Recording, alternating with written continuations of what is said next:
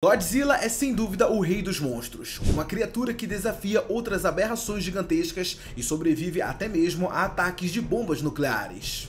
Um ser que parece ser indestrutível, uma força da natureza pura, imparável e devastadora. Desde a sua primeira aparição, o nome Godzilla se tornou um símbolo de poder absoluto, destruição e respeito. Mas e se eu te dissesse que o monstro mais temido da história do cinema já morreu várias vezes? É isso aí, galera, o lagartão atômico que faz o planeta inteiro tremer já foi queimado, desintegrado, congelado, dissolvido e até reduzido a cinzas. E o mais interessante é que cada morte teve um significado diferente. Algumas foram simbólicas, outras marcaram o fim de uma era e várias abriram caminho para um novo começo, tanto para ele como para o próprio cinema japonês. Então já chega nesse vídeo deixando seu like e se inscreve aqui no canal se por acaso essa for sua primeira vez aqui. Eu sou Eric Brelais e hoje a gente vai ver todas as vezes em que o Godzilla encontrou-se com a morte. Desde os filmes clássicos preto e branco de 1954 até as versões mais modernas e tecnológicas. Então, vamos junto para mais um vídeo.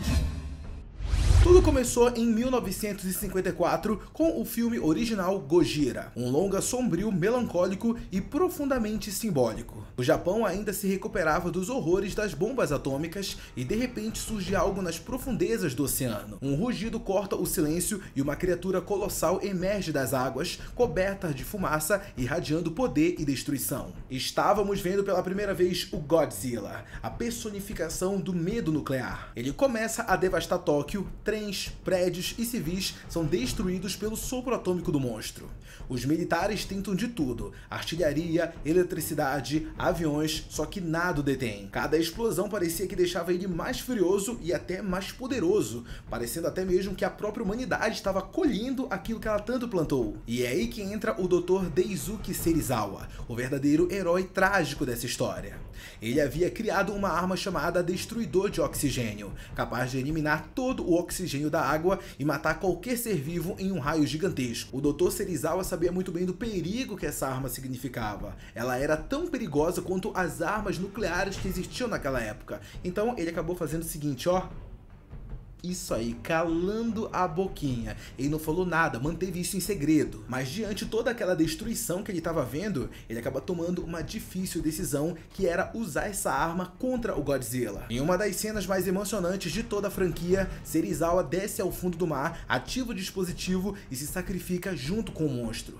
Vemos o corpo do Godzilla se dissolvendo lentamente até sobrar apenas o esqueleto e depois nem isso, apenas o silêncio fica no ar. O oceano se acalma e o público entende que aquela não foi só a morte de um monstro, foi um preço pago pela arrogância humana em brincar com o poder atômico. Uma morte poética e bem triste que daria origem ao monstro mais icônico do cinema. Pulando agora para 1995, chegamos em Godzilla vs Destroyer, um dos filmes mais intensos e emocionantes da franquia. Aqui o Rei dos Monstros aparece de uma forma completamente diferente. O Godzilla Burning, coberto por um brilho alaranjado como se estivesse em chamas por dentro.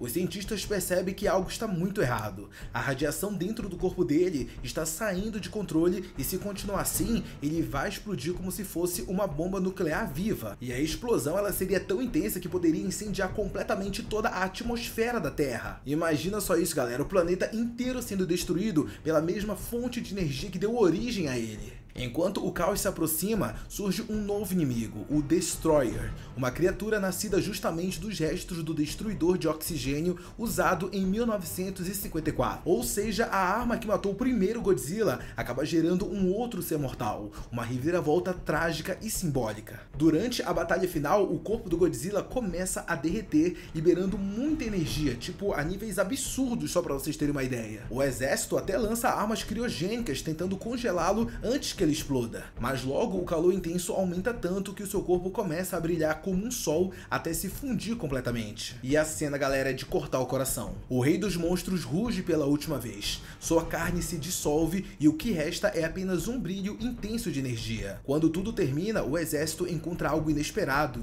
O filho do Godzilla acabou sobrevivendo, absorvendo a energia do pai e se tornando o novo Rei dos Monstros. Acabamos vendo o ciclo da destruição e da vida se repetindo, e o que até hoje é considerado uma das mortes mais trágicas e também emocionantes do cinema japonês. 3 anos depois, então, Hollywood decide fazer o seu próprio filme do Godzilla, e digamos que, bom, ficou uma bela merda. Esse Godzilla de 1998 não era uma força da natureza nem um símbolo nuclear. Ele era basicamente uma iguana gigantesca mutante criada por testes atômicos no Pacífico. E quando ele chega lá em Nova York, o caos começa. Arranha-céus desabam, carros são esmagados e o exército americano tenta de tudo para detê-lo e erra quase todos os tiros que eles tentam dar no bichão. Um ponto positivo para esse Godzilla é que ele é rápido, ele é ágil, ele é como se ele fosse um animal na selva tentando desviar de tudo que jogam nele. Só que esse negócio dele ser só um lagartão, tipo, é só um bicho, é só um animal. Ele não é um deus furioso como muitas mídias representam o Godzilla. Não é, entendeu? Então isso é bem broxante. Enfim, voltando ao filme, ele acaba fugindo, ele se esconde no metrô e até chega a botar ovos, mostrando um instinto maternal que nunca vimos antes. Só que quando os humanos destroem todos os filhotes numa explosão, o monstrão acaba ficando pé da vida e entra em ação. Um pouco ferido e bastante enfurecido, o bichão começa a perseguir os protagonistas até ficar preso nos cabos da ponte do Brooklyn. E é ali, encurralado, que ele é atingido por uma chuva de mísseis lançadas pelos caças.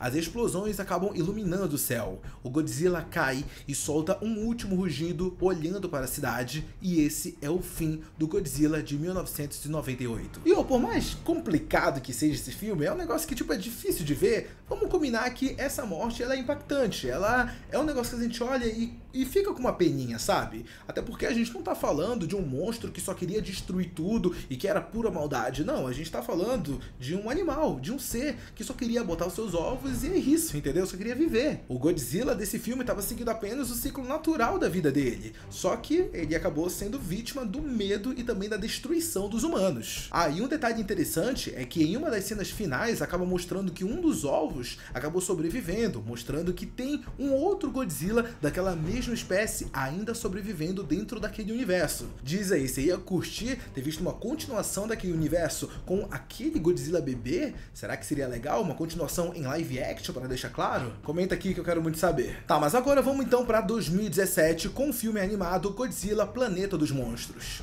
Uma produção que leva a ideia do poder do Rei dos Monstros a outro nível. E aqui essa história ela se passa em um futuro bem distante mesmo. A Terra foi completamente dominada por criaturas colossais e o Godzilla se tornou o soberano absoluto do planeta. As cidades foram engolidas pela natureza e os humanos sem opção fugiram para o espaço tentando começar de novo. Mas depois de 20 mil anos eles resolvem voltar, acreditando que talvez o tempo tenha enfraquecido o monstro. Só que quando eles voltam para a Terra, eles descobrem que o Godzilla não só sobreviveu, como também evoluiu. E agora ele é uma criatura quase que divina, feita de energia pura, coberta de placas metálicas e com um rugido capaz de abalar montanhas. Ele não é mais apenas um animal, é o próprio planeta defendendo a si mesmo.